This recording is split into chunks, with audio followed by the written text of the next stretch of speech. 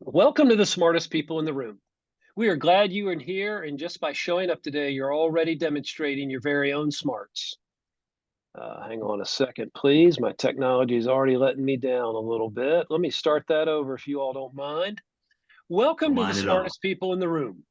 We are glad you are here, and just by showing up today, you're already demonstrating your very own smarts. Today, I am pleased to present two of the most authentic, incredibly talented, yet amazingly humble people I've ever met on our platform.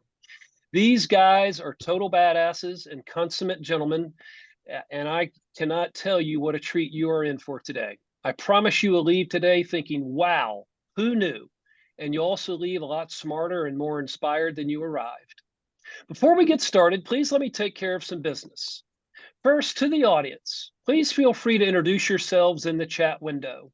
The reason we do these webinars is twofold. First, we want to showcase really smart people in the amazing work they do day to day in the music industry. The second reason is a bit more nuanced. Many of you know that I am a music industry headhunter. I run the music practice at Turnkey ZRG, and I place music executives in roles throughout the industry. So by definition and function, I help people connect with companies. In this series, my goal is to help you make more connections, and I invite you to take full advantage of that opportunity. Specifically, I invite you to engage with the speakers and the other attendees in the chat of the Zoom. Please introduce yourselves, share your LinkedIn profile, say hello to your friends, and please make some new ones. And ask questions of our speakers. We will try to address as many of those as possible during the session. Also, please make sure your chat is set to address everyone, not just the speakers. I want to thank our program sponsors, for without their support, we could not keep this series free. Special thanks to First Horizon Bank, Turnkey ZRG, the Tennessee Entertainment Commission, MedJet, Tennessee Brewworks, and Project Music. I'm also pleased to introduce a new sponsor to our lineup called Better Than Booze. Better Than Booze is revolutionizing social drinking as you know it. This is a cocktail-inspired line of beverages that use hemp-derived CBD and THC to help people feel highly social without the hangover. Welcome to the new life of the party. Give it a try. Let's get down to business. In today's host seat, we welcome back my good friend and alumnus of this platform, Charles Alexander. Charles is an independent songwriter and singer, digital strategist, and artist manager.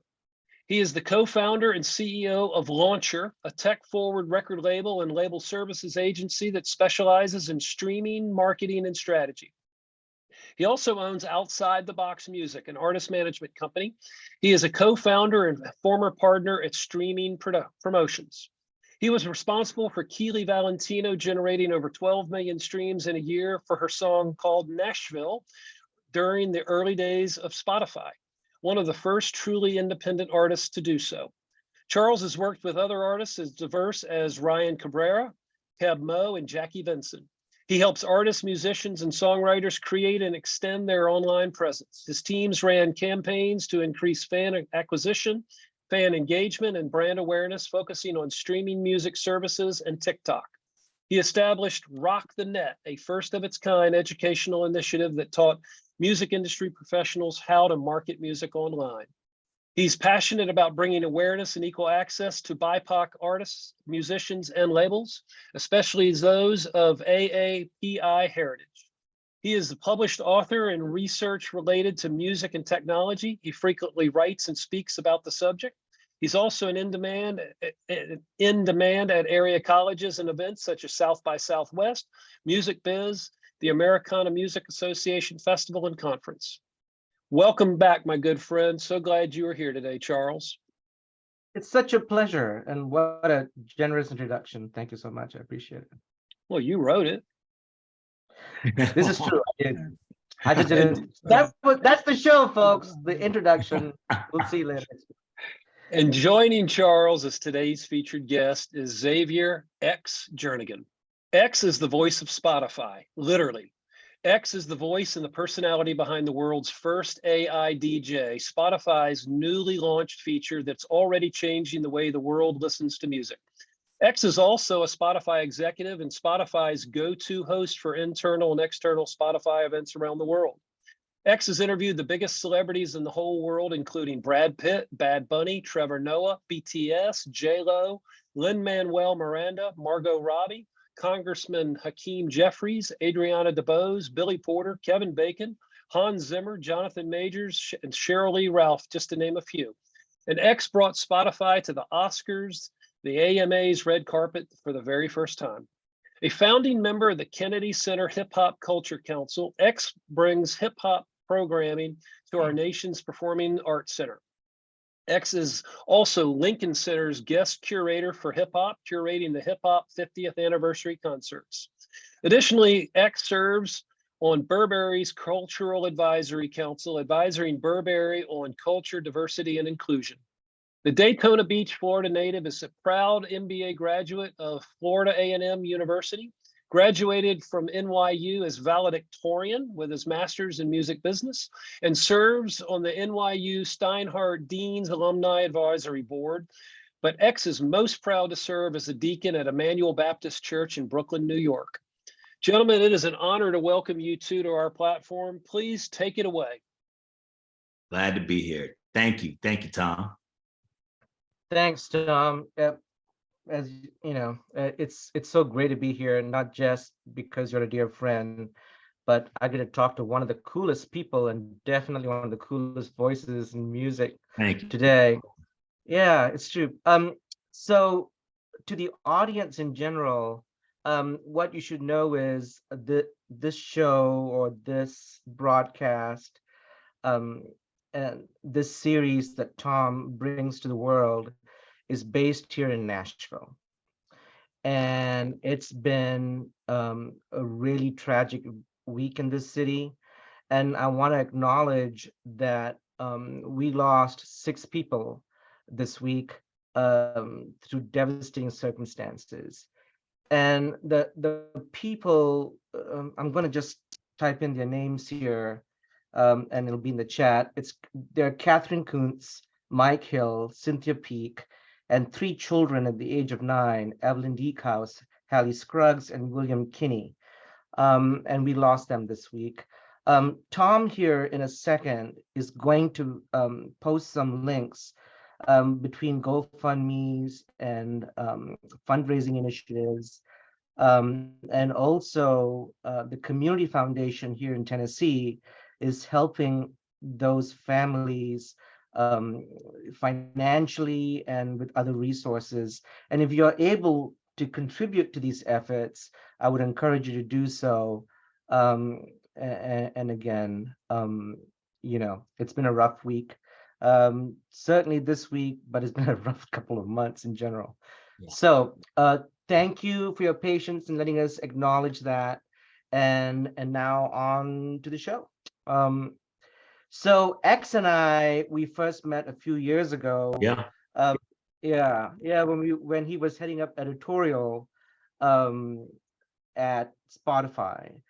And I don't know what everyone knows or doesn't know, but if you ever got onto Spotify, say the 2016, 2017 year, and you saw Spotify kind of redo the front interface with the tiles of different genres and different kinds of programming, and it actually looked more coherent at that point as opposed to a free-for-all front end. X was really responsible for organizing all that, putting it all together, and holding up, basically curation at Spotify from that point onwards.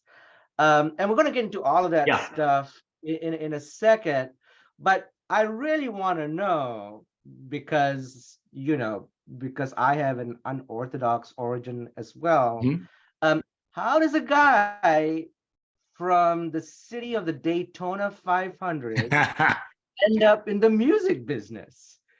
You know, for me, music was my first love, like so many people who tune into this, like both of you, Tom and Charles, but music was my first love, all genres, but hip hop just hit me in the heart and grabbed hold of me at a very young age as soon as I started listening to music.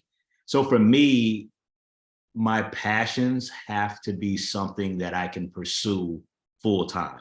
It's hard for me. I'm not the kind of person that can have a day job and then have to put my passions on hold till lunch breaks or, downtime or after work. It has to all converge. Sure. So I would read the album covers. I grew up in the time of physical, cassettes. And even when I was young, we did have 8 tracks in the house and vinyl albums.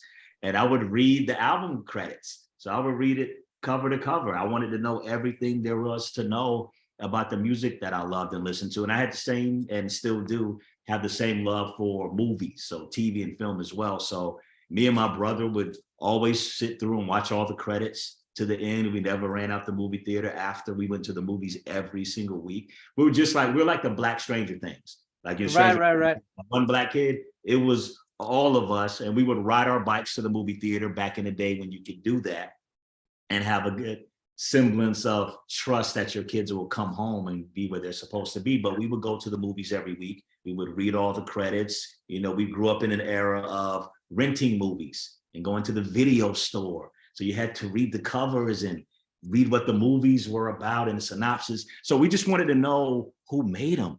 When we're watching them and it captures our imagination, when we're listening to the music, we wanted to know where it happened, where it was recorded, where it was filmed, all of those things. So we would talk about that.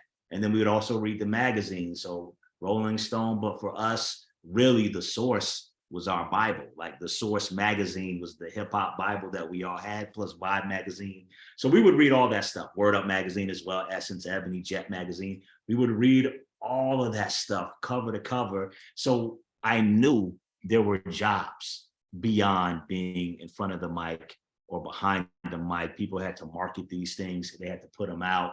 Who did that job? We would ask ourselves. So that was the spark and the impetus, but specific to a guy being from Daytona Beach, Florida, the home and birthplace of NASCAR, racing on the beach, spring break, that is a big part of the story because being spring break capital of the world, especially, as a little kid in the 80s, coming of age in the 90s, MTV, BET would all come down. And we're talking about hundreds of thousands of youth culture descending upon my hometown. And we'd skip school and go to the concerts. So all the biggest artists in the world were in my hometown. So what that told me was this is not out of reach for me. I met, just walking down the street one day, I met Outkast when they were early into their careers. I met Diddy and I met Biggie. These are true stories.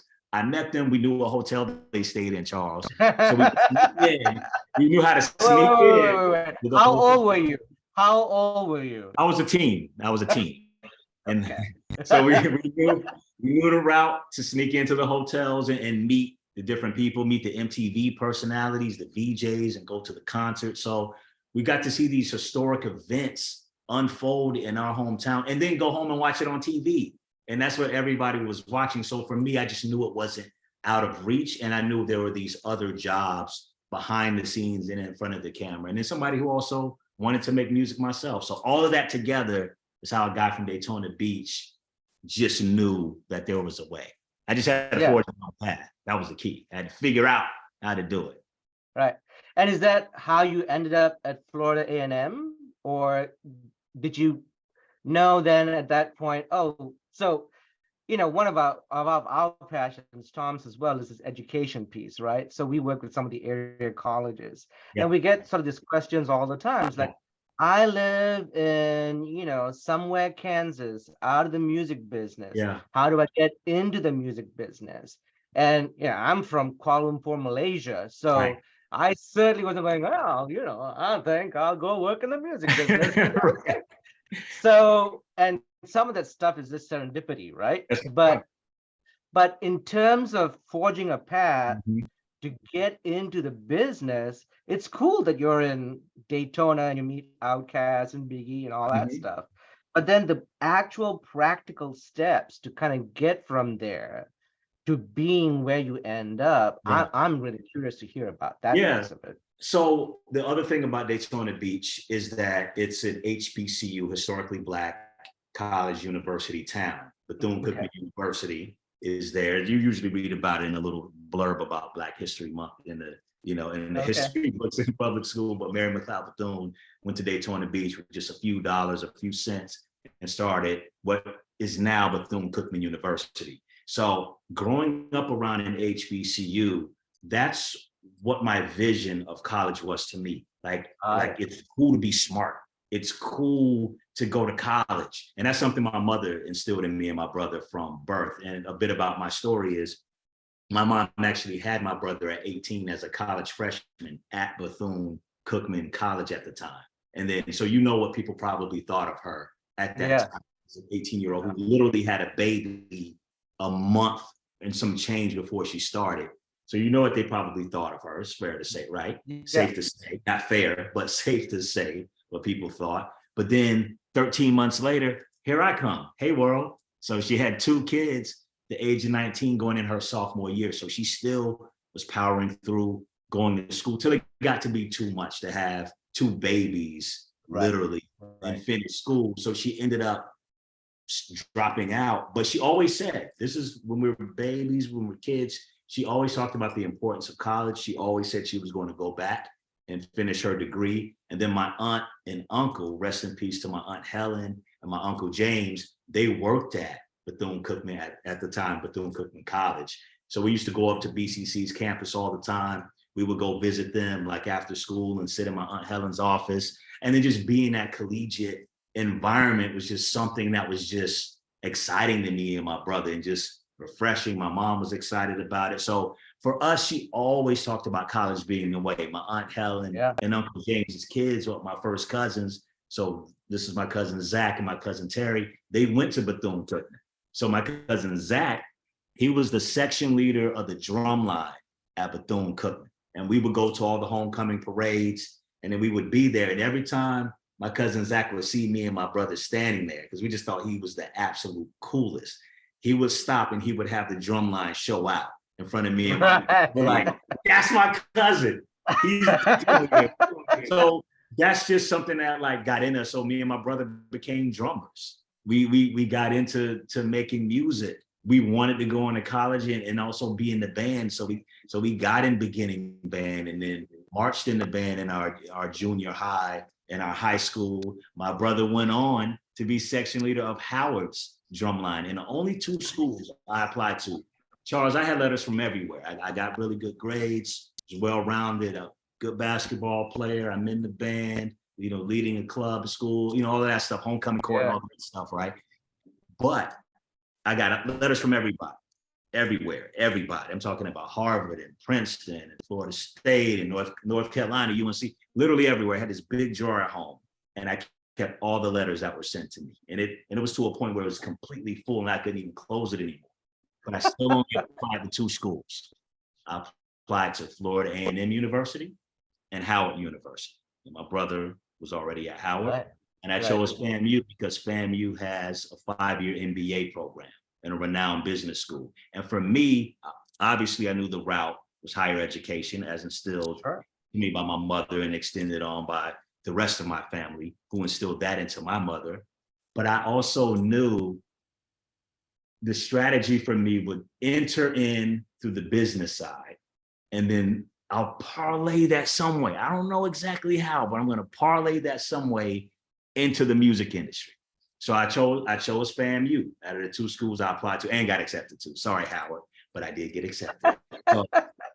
So I went to FAMU and I made a way. And I would always say this goes to the power of the tongue. There's life and death in the power of the tongue and speaking things into existence and then putting the work in after and along the way.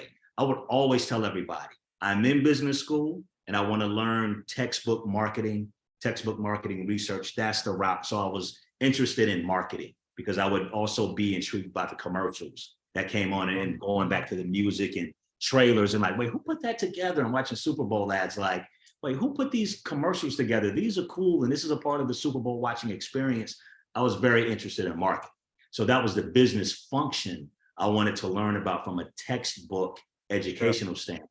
So I went to FAMU to learn that. And then I knew I would eventually work my way into music or entertainment and then figure that out. But I would always say, I'm doing this to work my way into entertainment. So anybody who knows me from high school to college to FAMU years, this is what I talked about. So this is how the plan came into being. This is how it took shape. You said, some of this is serendipity. Some of it's putting it into motion. Some of it's just simply being at the right place at the right time and being ready. So I made music when I was at FAM. My brother's a producer, amazing producer.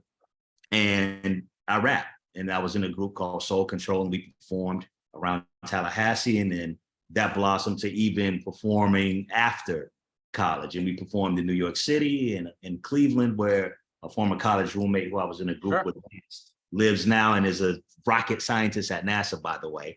So we were performing. But for me, my thing was, I'm still interested in the business side, and that lasts long. And then when you have to create, this is the thing when art meets commerce. When you have to create and have certain deadlines, it takes away from it. You got to turn that album in. It just takes away from the creative process. Some people thrive in that. Some people don't as much. So for me, I was always cool with going on the business side and being behind the scenes. So this is how the plan went. So I ended up taking a job after FAMU. I went to Procter & Gamble, Cincinnati, downtown Cincinnati. P&G, yeah.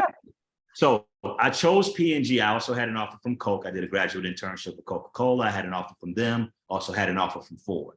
I chose P&G because, as you probably know, they're credited with inventing brand management and consumer marketing as we know it. Coke is credited with kind of taking the next level. But so I wanted to go to P&G and learn from the best and be there and be in corporate headquarters. So I lived downtown Cincinnati. I used to walk to work. Tom, we got to talk about that. I didn't know that. Tom's switched out at P&G too. Mine too. All right, we're going to talk about that. I knew, Tom, I knew it was something in your eye that we I knew it. It's so, all those pharmaceuticals and soap is what that is. So I'm at P&G. I'm learning marketing research. I'm doing really well. I'm traveling all over. And this is my first job out of school, y'all. And it ended up being a really cool job, specifically marketing research. And I got to travel to New York, to LA, to Chicago, to Atlanta. We had an office in San Juan, Puerto Rico. So I traveled to Puerto Rico a lot. This is as like a 22, 23-year-old that I'm doing this. And I'm learning textbook marketing and marketing research. So focus groups, in-home interviews, those kind of things I'm setting up. So I do that for and a year and a half. And I'm starting to get that itch, Charles. I'm starting to get that itch. On my downtime, I'm going on billboard.com. I'm going on hiphopsite.com. I'm going on all my websites, looking at the chart positions, seeing what's going on with the charts and what's going on with the artists, like all of that stuff. And I'm like, it's time to forge this plan. And this is a true story. This is how it unfolded. I got to tell you how it unfolded for me. It may unfold for you a different way. Sitting on the side of my bed. And what brought this crossroads up is the day I started at Procter & Gamble, Tom. The day I started, this is not an exaggeration, y'all. Everything I'm saying here and everything you will ever hear me say is 100% true, and you can fact check it. The day I started at Procter & Gamble, it was the single biggest stock price drop in the history of the company. The stock price dropped by 50% on my first day. What? Oh, there's no security. Yeah. And it's like, oh, Procter & Gamble was in, 75% of your cabinets. All of the, it's like it's stable. It's it's Tide and it's Crest and it's Bounty and Charmin. And it's like, hey, it's not safe here either. But what ended up happening, this was the end result of that. So the CEO ended up getting fired. His name was Dirk. He ended up getting fired within my first 9 months or so.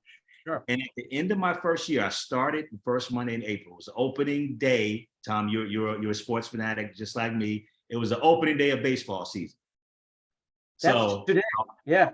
Which is today. So it would be the equivalent of today many moons ago. So stock price drop, single biggest day, like stock price drop in the history of the company. So of course the company's going to make some changes at some point. So what the company did, Procter & Gamble didn't want to just have traditional layoffs like we're seeing right now in so much of the tech industry and at a lot of different companies, right? So what they did was offer voluntary packages. So anybody who wanted to see how much you get based on how long you've been at the company, you can get a voluntary package. For someone who was there for at least a year, which would have been me, right? You get 3 months severance. You'd also get $5,000 towards school if you wanted to continue your education. And then you got like career outplacement services. So I was sitting on the side of my bed and I heard about a coworker of mine who had been at P&G for a really long time, maybe like 20 years. And I heard that she left and she enrolled in interior design school. And I was just like, wow, that's so cool. She's just completely changing direction. So I was sitting on the side of my bed, Charles, and I said to myself, and also in the conversation with God, it's time.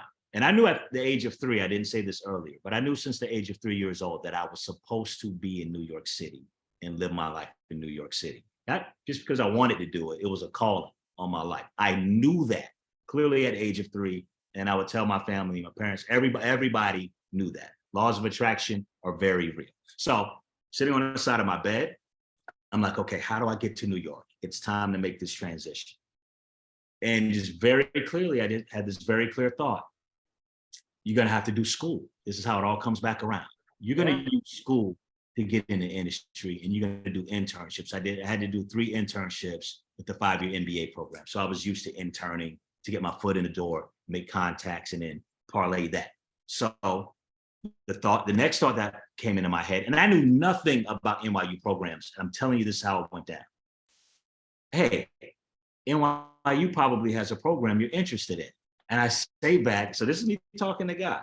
I say back, not in an audible voice, just thoughts planted in my head that I know didn't come from me. So I'm not trying to influence anybody's belief system. I'm just telling you how it unfolds for me. And then I'm sitting there, and he's like, there's a program at NYU you're going to be interested in. Now think about it. I already have an MBA in my undergraduate degree. I'm only a year out of school. And I'm kind of like, I had to go back to school to transition into the music industry. There's like, go online and check. So I go online and I just Google NYU music business. And then I see there's this program, NYU music business program, undergraduate, graduate. I had no idea that such programs existed. And I remember reading the synopsis about the music business graduate program, right? I read it and I remember thinking to myself, if I had to go back to school, that's the kind of program I do. Like this sounds cool. Sure. So in the next phase of my plan, I said, so I got to apply to this program. So it was spring of that year. What I did was I took a job that moved me to the New York area. So that job was Arm & Hammer, Church & Dwight Incorporated. It took a marketing job because coming from P&G, that rings bells to your resume. So got a job at Church & Dwight doing brand management for the dental care line of Arm & Hammer. I know like everything there is to know about toothpaste and oral care, if you can't tell. So I got them to move me to Jersey City because the job was down in Princeton, New Jersey. So I can be as close to New York as possible and have a manageable commute. So I did that. And then the plan was work there for a year, apply to NYU, get accepted, move into New York City. And then that's the transition. And that's how it happened. They only accepted about 25, 26 people in the graduate program. I was one of those people. And then I did it as a full-time student. I didn't work at the same time. I just fully immersed myself back into school, NYU's music business graduate program. And then I interned. And then my first internship came through a fellow student in the program. And he sent out this vague description of, hey, major record label looking for an intern. And Charles, this is the thing. This is where the serendipity comes in. And this is where I didn't do anything to position myself for this, other than I just happened to be checking my NYU email. And then the email came through when I was checking my email. So I just responded immediately. Hey, I'm interested. What is it? And it was Bad Boy. And then it was Bad Boy marketing. So my first internship, I got it. My first internship was with the head of marketing for Bad Boy. And that was my first foray into working for a label. And then they really liked me and took to me. So I ended up staying there from January of that year all the way through the summer. And then because I had my MBA and 2.5 years of work experience, they let me weigh in on things in a way other interns wouldn't, because I was at this time I'm 25, 26. So a little older than the other interns, just by a few years. So they respected that experience. And then things took off from there. I also I did an A&R internship at Columbia Records. They had an A&R war room. And then you would bring in basically an independent or unsigned artist that had a lot of buzz that you would pitch to the A&R staff. And one of those that I brought in, another guy brought it in as well at the same day, was John Legend. And John Legend was actually signed through the A&R War Room. And then we both brought that in. That was my first check. I got a little signing bonus for my part in helping John Legend get signed. And then my job right at NYU. I know, it's crazy. It's crazy. And then my job at NYU, Charles was Diddy's personal assistant. And that was my first full-time job in the business, being his protege. He asked me to do it. And he said, I'm going to pass the business on to you. I'm going to mold you and then shape you. And then we're going to do it like that. So that was the plan. Oh, so that's how I transitioned and got into it. All right, we're going to shift gears in a second, but I just want to recap a few different things. Yeah. And I think serendipity can play a part, but I think speaking intent and speaking to what you want to manifest is really, really important. And I think more people need to do it. And I think most successful people that I know speak to intent and what they want to manifest. And it sounds like you did that. Shout out to Leah Streetman, one of my coworkers from UMG. Nice. Shout her out. That's the home. Yeah. Hi, Leah. So I kind of think two important things there in terms of like backgrounds. I think everything leads from band and theater. Like if you look at some of the successful people, like they have backgrounds in that. And then the other piece is education. And if you're not keeping count, X has 2 advanced degrees. One is a master's in music business, if I'm understanding. That's right. Yeah, Master of Arts in Music Business. That's correct.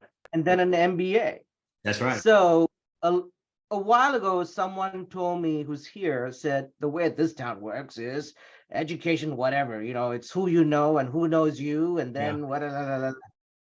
And I think that's all great, but if you aren't educated and if you don't have a background in what you're trying to do, you're in trouble. I totally agree. Yeah. Totally agree, Charles. I think it's the great equalizer. Coming into the business after school, I felt confident that I had a functional expertise that I actually, with the marketing piece, but also I really understood the history of the music industry. I understood. I took classes, the history of recorded music. So I understood when the first sound that ever, that got in film was music. Al Jolson's jazz singer.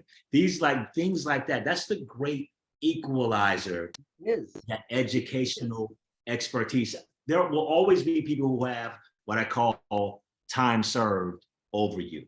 But knowledge and expertise is something that helps to level the playing field where you can create a path for yourself that may not exist already. I mean, what I'm doing right now, the company that I work at, the specific thing that I'm doing at the company that I work at did not exist then. Right.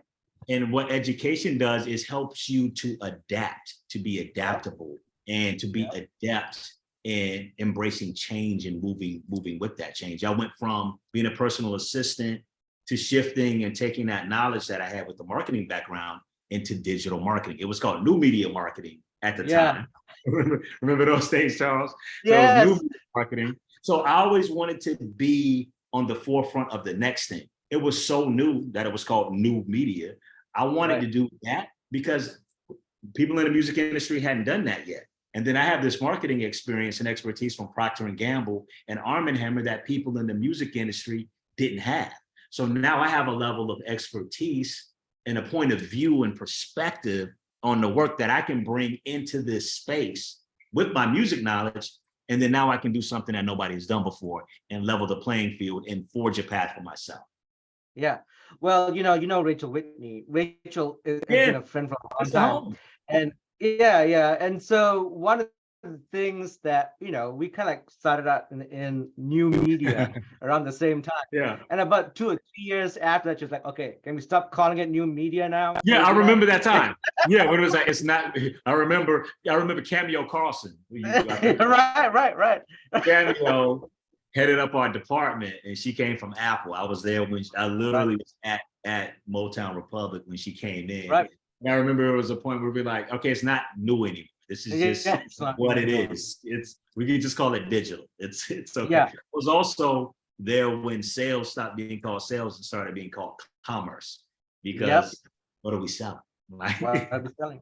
Now, I also think it's important because we talked to some kids who like, they get into the music business program or whatever it is, and they want like yesterday to be in the business and working at a label and whatever.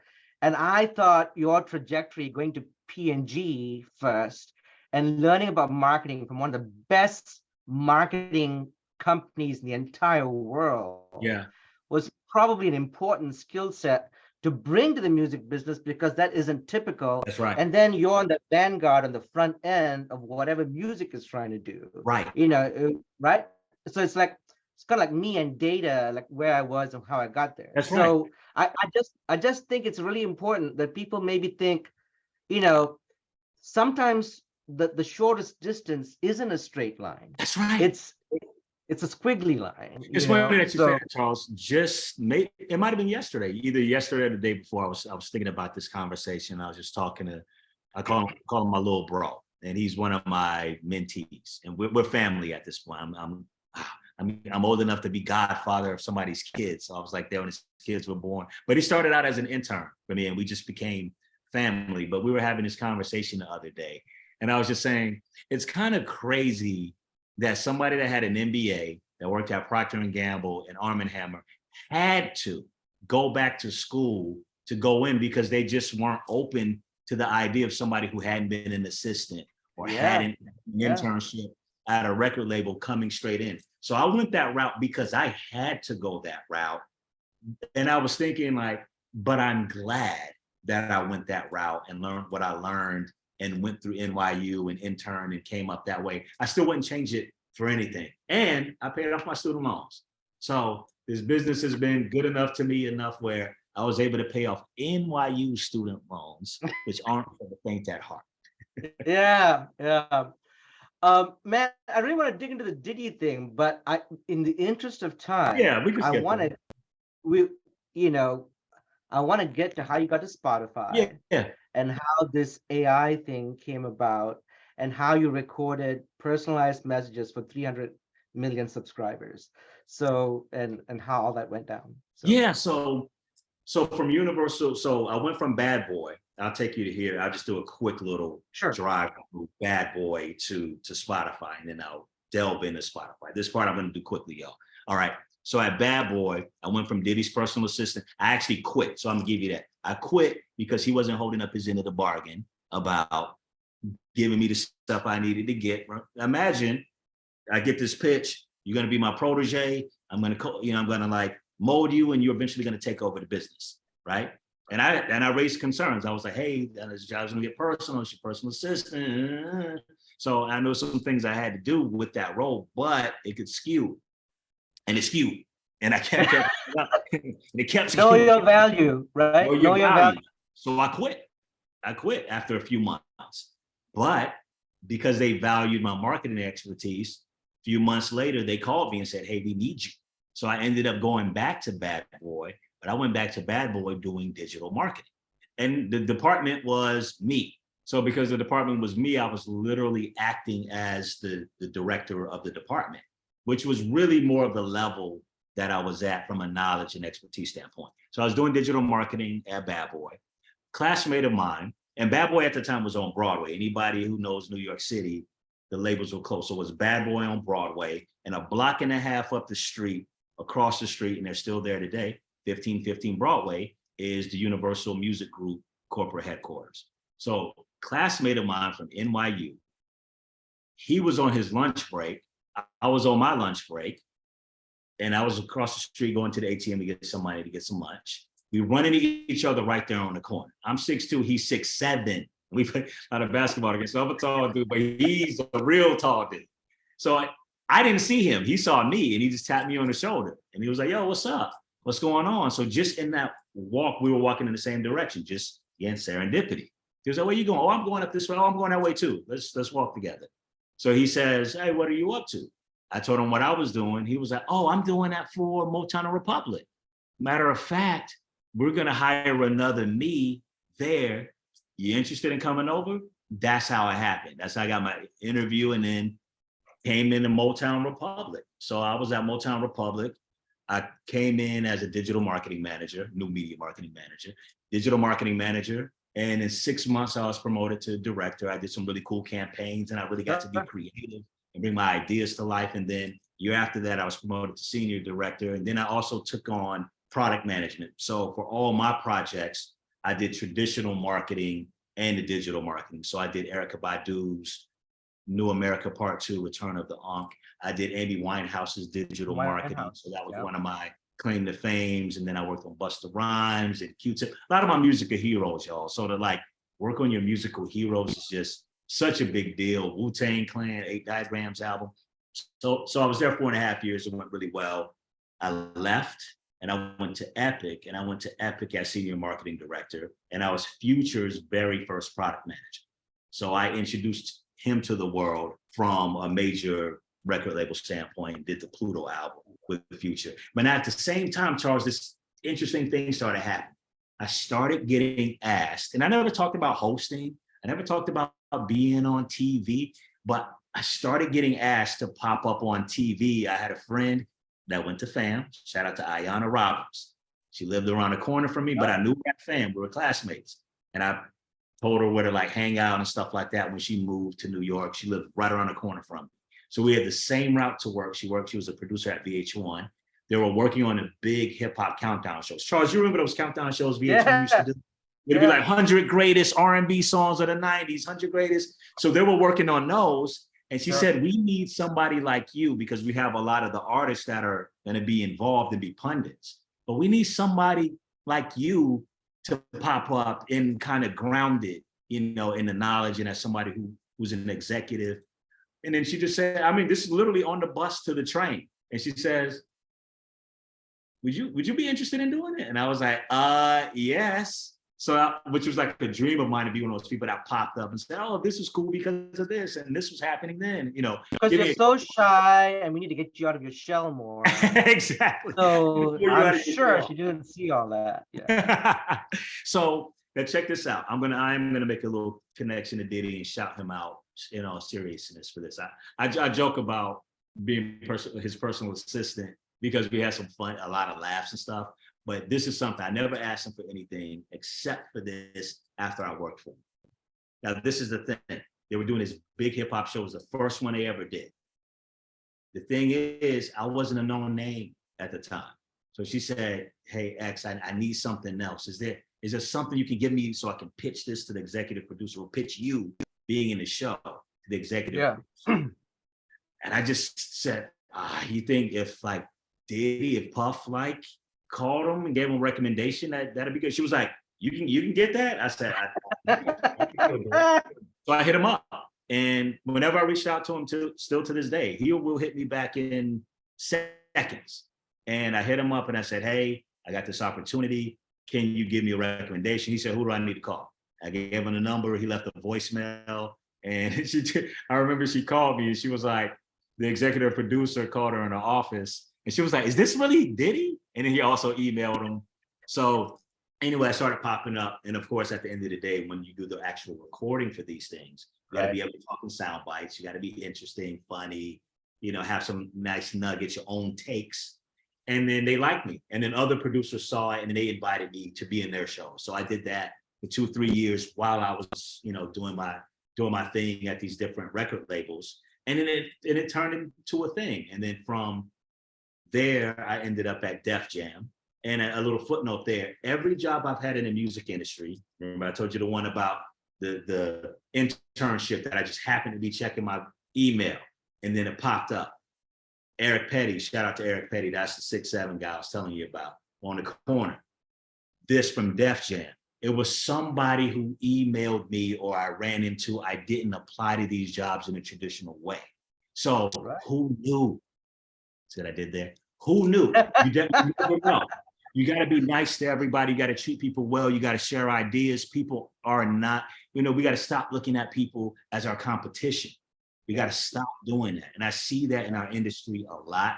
And I just really want people to stop putting that energy out there, put positive energy out and it'll come back to you, because people, if you really want to go far in this business, it requires people to say your name in rooms that you do not occupy. And I'm the product of people saying my name in rooms that I was Amen. not.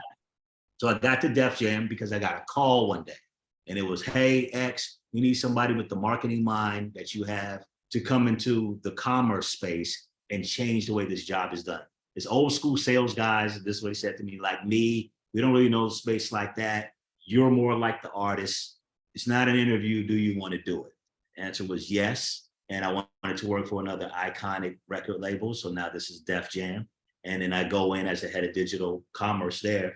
Then I headed up all the relationships and between the DSPs and Def Jam. And we had an incredible one. This is now 2014 to 2016, Charles. So we had Bieber's Purpose album, huge. We had Big Sean, Dark Sky Paradise. We had 2 Chainz. We had Kanye, Life of Pablo. We had Rihanna's Anti. And I mean, the run was crazy.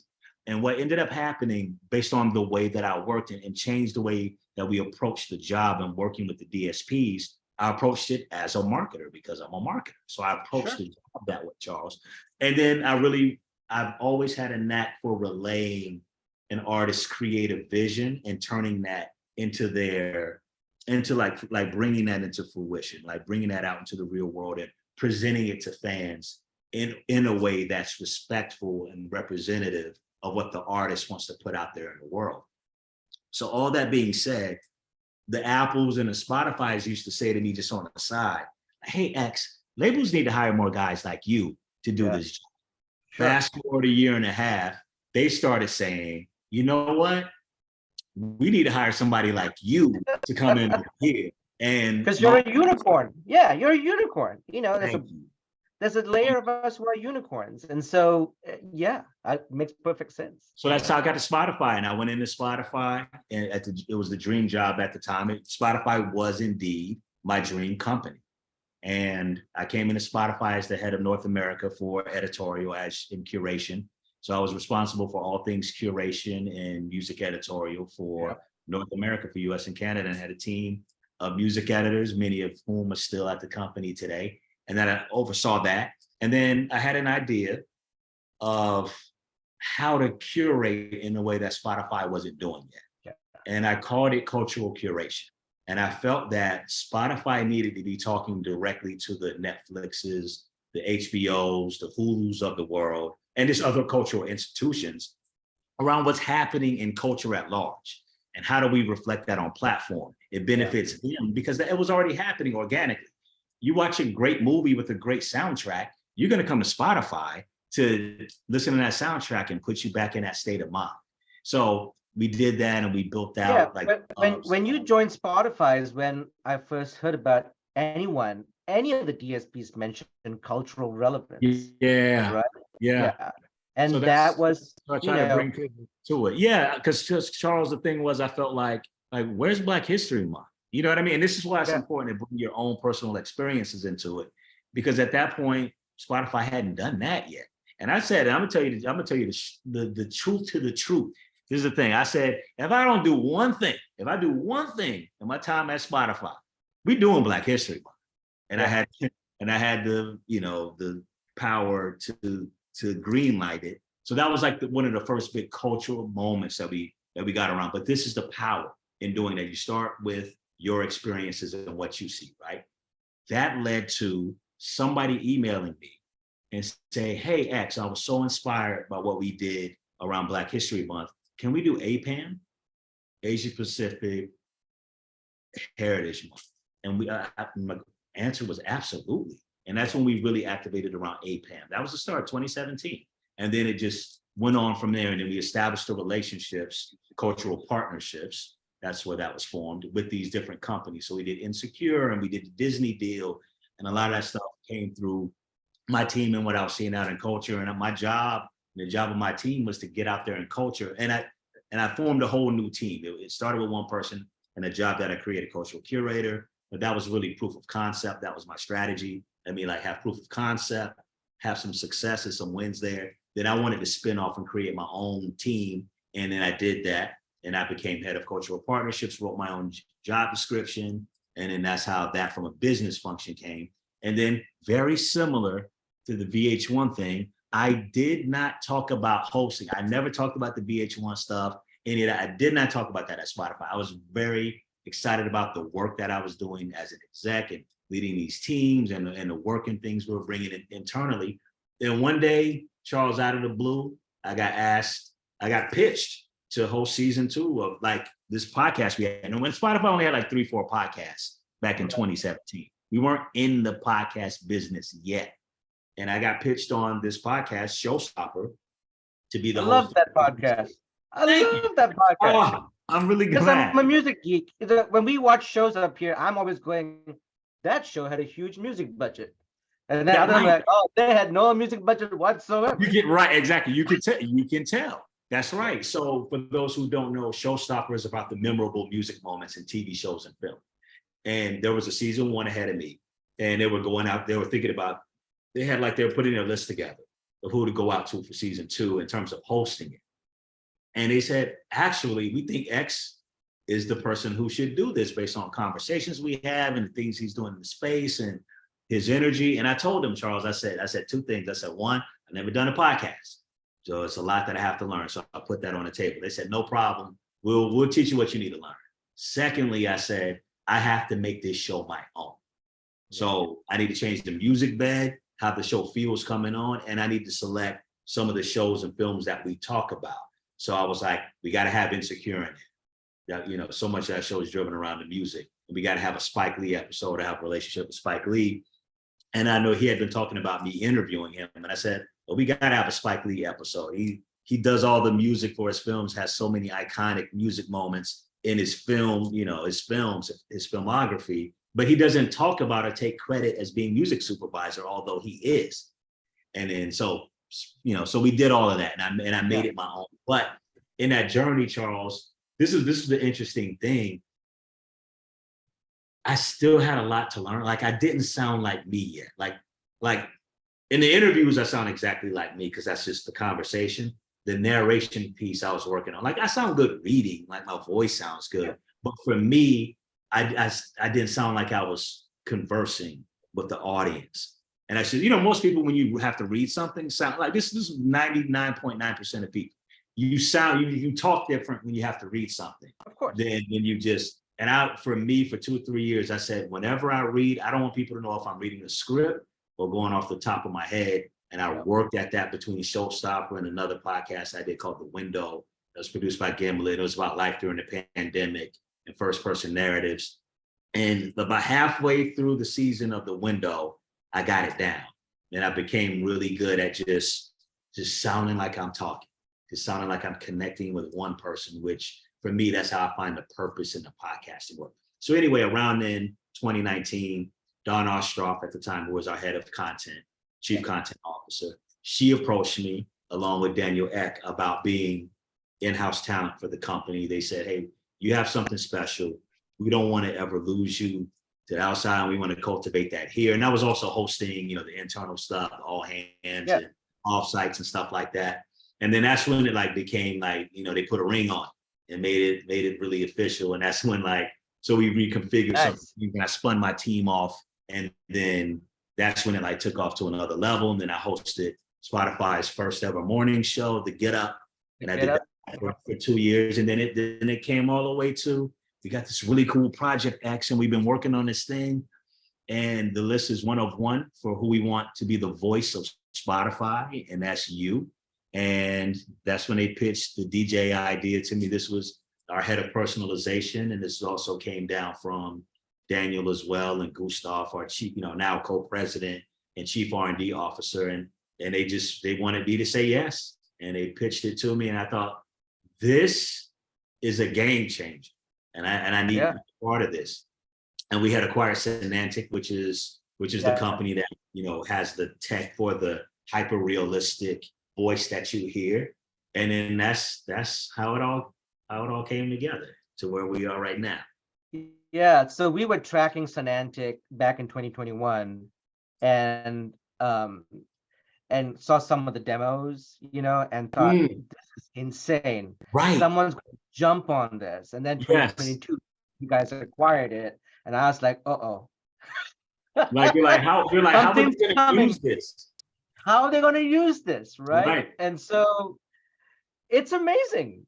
And Thank you. the like on the software. So shout out to the software engineers who built this thing. Absolutely. Those Right. unsung heroes. I shout them Yeah. out every chance I get. Yeah. And just the interface is amazing, but its ability to machine learn and Yes. then use their built-in AI to basically make it sound like you, X, are talking to me. Hey, Charles, Yeah. how's it going? Yeah. How's it going? I'm like, Yeah. "Hey, we're gonna try this. Oh, you didn't like that? Let's try something else." Yeah. Astounding.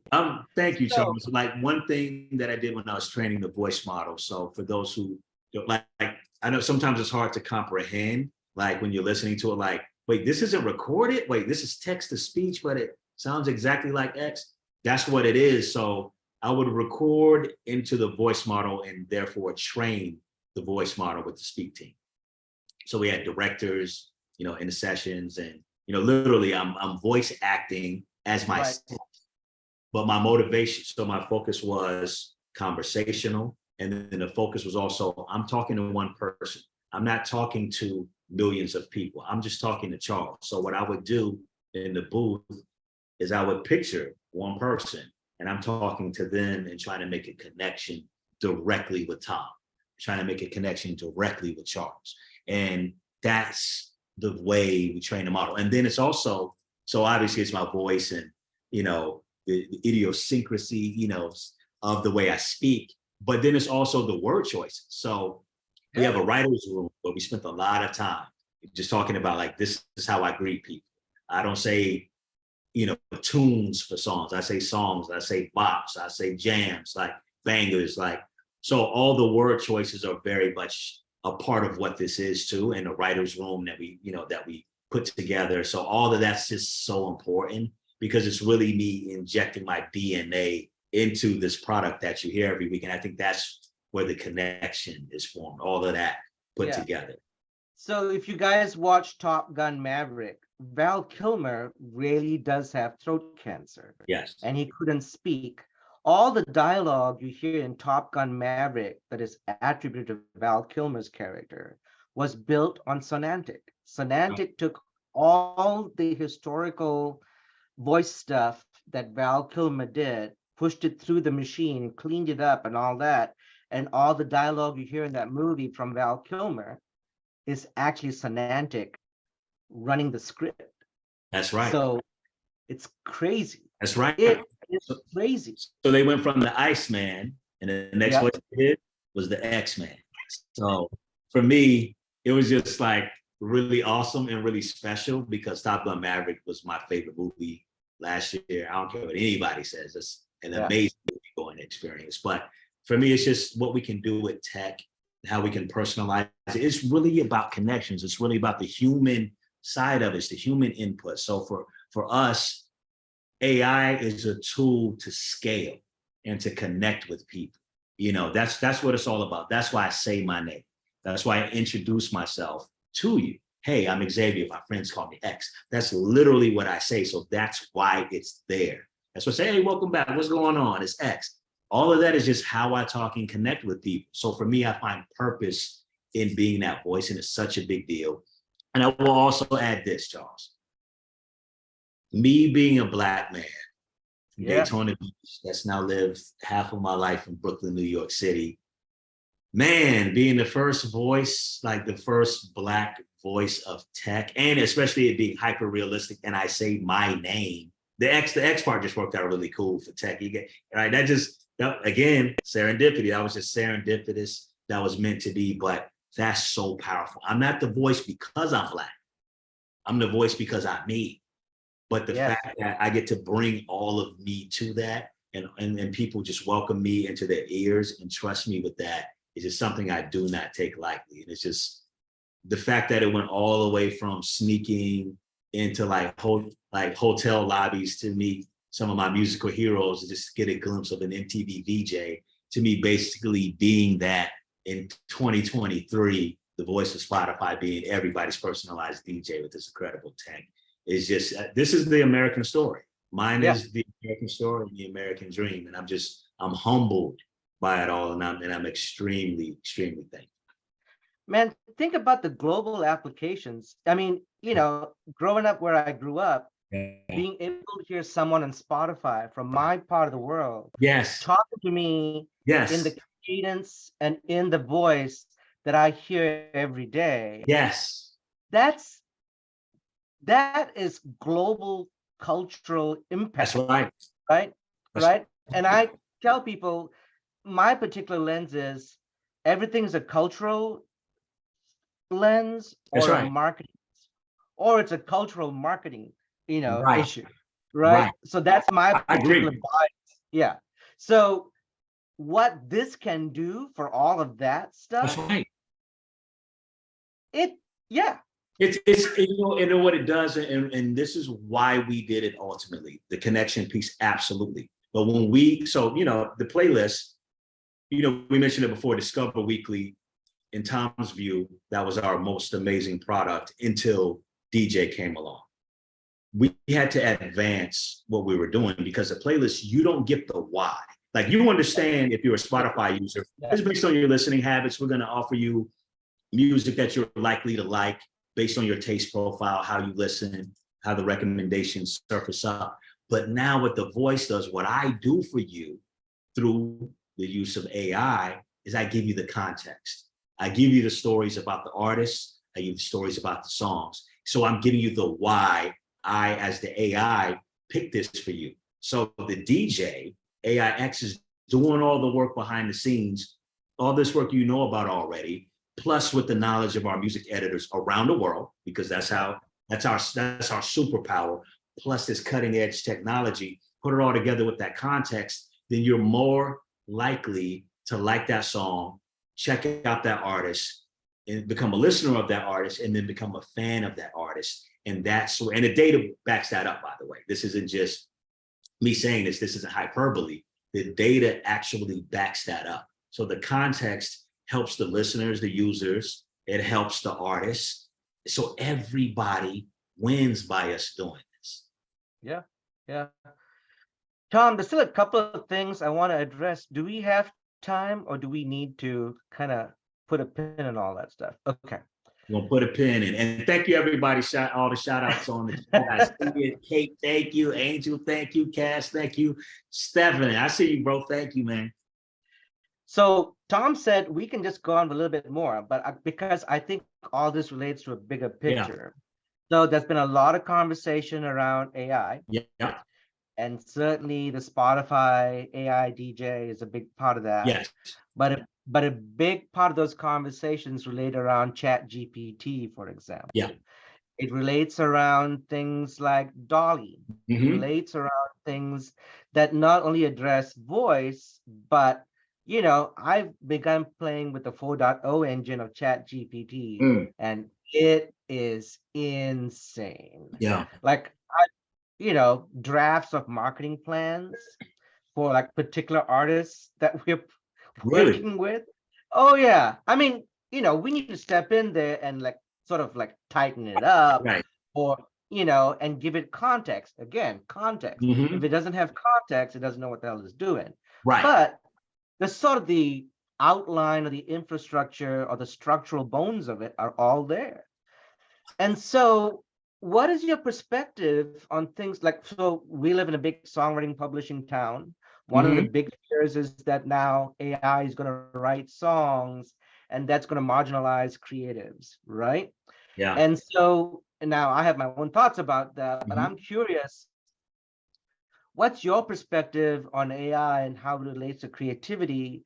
And now we can even make music videos using AI tools and do all that kind of stuff. Now, there's still some tweaking you have to do manually, but a lot, for me, one of the big sort of exciting things about this stuff is that I can use AI to take the pressure off some of our artist teams to create content, and then sort of accentuate what the AI does and give it more context and tighten it up and pretty it up or whatever. So I'm just curious as to where you see all this going and what the opportunities and what some of the sort of the challenges are going to be.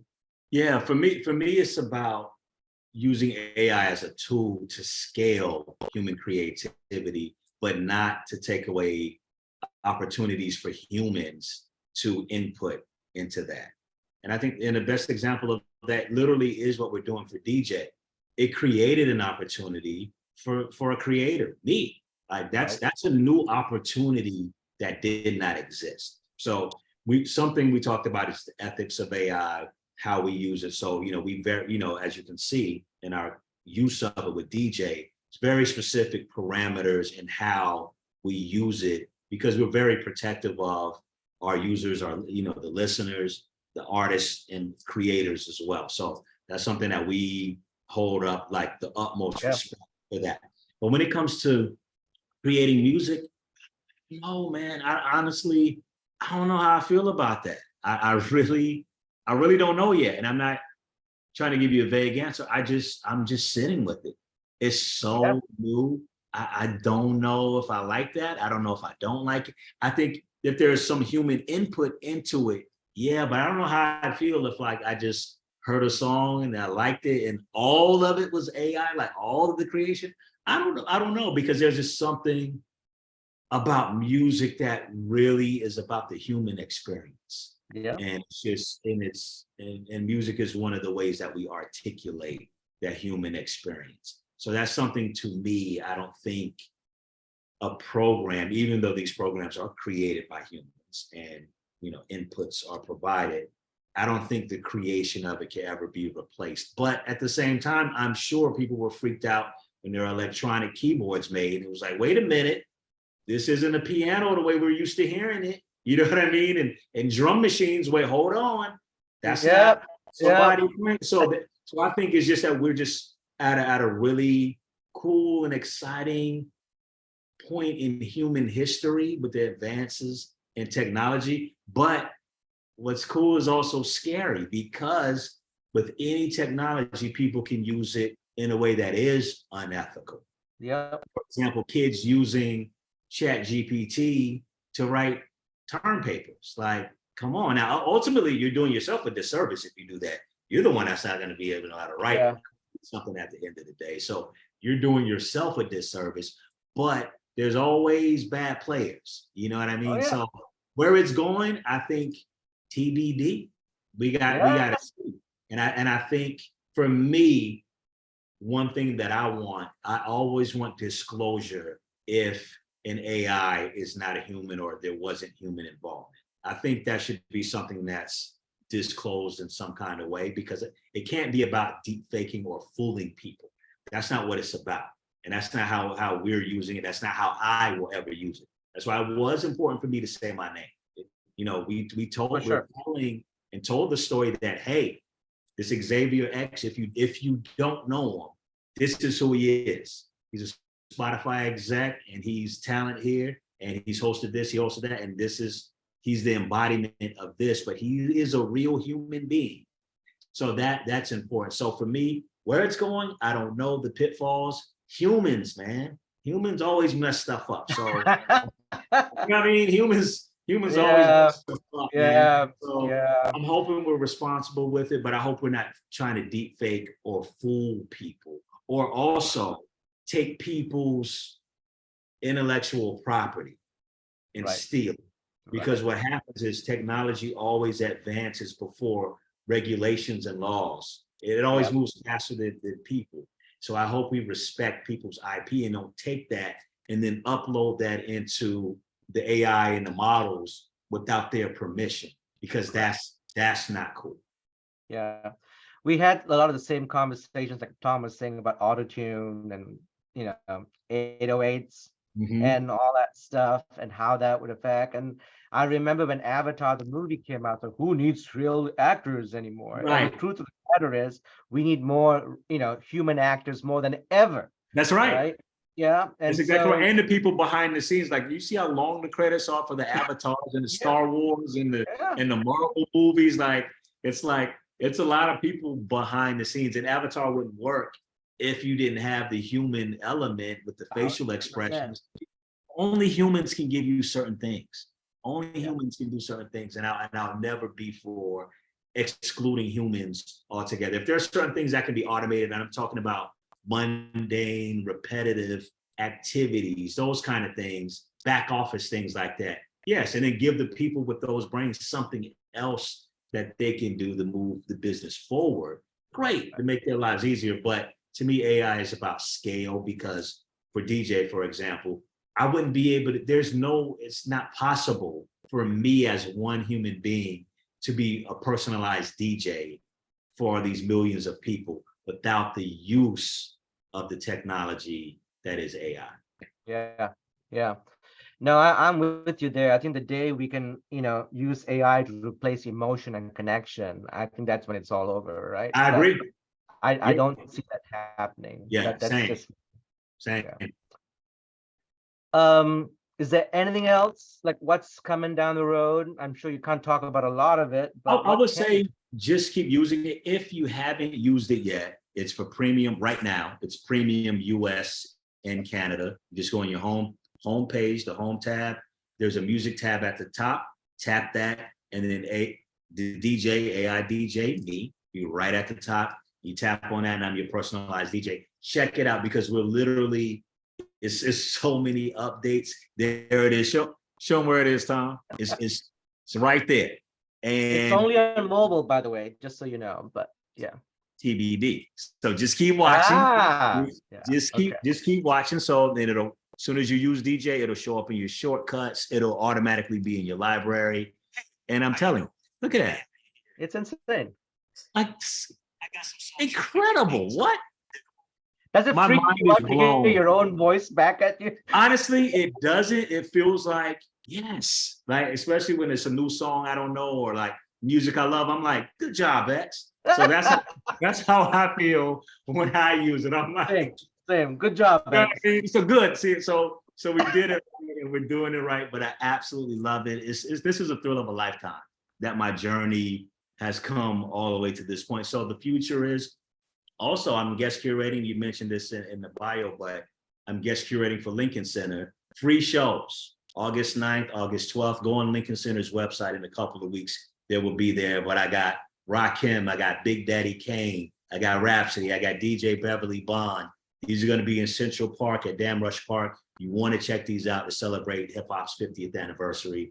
And I'm just honored. And I'm going to be hosting as well. So I'm the curator. I put the shows together, producing the shows. But I am also the host of both shows on August 9th and August 12th. So it's just a lot of stuff. We got a lot more coming, but just keep using DJ, and I promise you're going to be delighted every single time you use it, because we literally work on this every day through the writer's room and through all our wonderful engineers in the R&D side of the house. Okay, cool. Well, I think we're at a good place to stop, Tom. What do you think? Sadly, I have to agree, but X, this has been remarkable. I knew you were going to crush it. I'm so excited to have you on the platform, and there's nobody I would rather have lead this conversation than one of my heroes, Charles Alexander. That's what he told me, Charles, even when you weren't around. He told me that. So I paid him. No, but thank you, Charles. Tom. You were great. I really enjoyed this. And I want to say this, Tom, I've been getting your emails and your newsletters for years. So for me, when you reached out, it meant a lot. Like it really did. I told you this in private, but I knew who you were. I've been following your work, and what you're doing is really dope. And it's just helped me to connect with people and hear other people's journeys. So to be in this seat and to be given a spot on this platform is very meaningful to me. So know that. Keep doing what you're doing. Thank you, man. Thank you, Tom. Thank you so much. To the audience, thank you for being here. This has been an amazing conversation and discussion. Love all the stuff that came up on the chat. And my dear friends, special shout out to people like Sam Tall. Sam put together the AMC management group, and it's been an incredible resource for me. Managers, you need to check it out. And then my Nashville peeps and people outside of Nashville who are in country music, I'll see you in Austin this Sunday for the CMT Awards. Oh man, enjoy that. Yeah, it's gonna be a good time. It's gonna be. I'm gonna be in Austin the next weekend, so I'm missing y'all by I'm missing y'all for about 6 days. Tom, I'm going to the Spurs game in Austin. It's Oh, not right. a There you Spurs go. fan, but they're playing in Austin, so I'm gonna go. Yeah, Why not? that's great. Tiffany, shout out. Tiffany. Shout out, Tiffany. I remember working together. Hope you're well. Thank y'all though. Really, this was a thrill. I really appreciate it. It means a lot. All right, we're Thanks, going to sign everybody. off. Everybody take care. Be good to each other. Stay Peace. safe. Take care. Thanks, X. Thank you, Charles.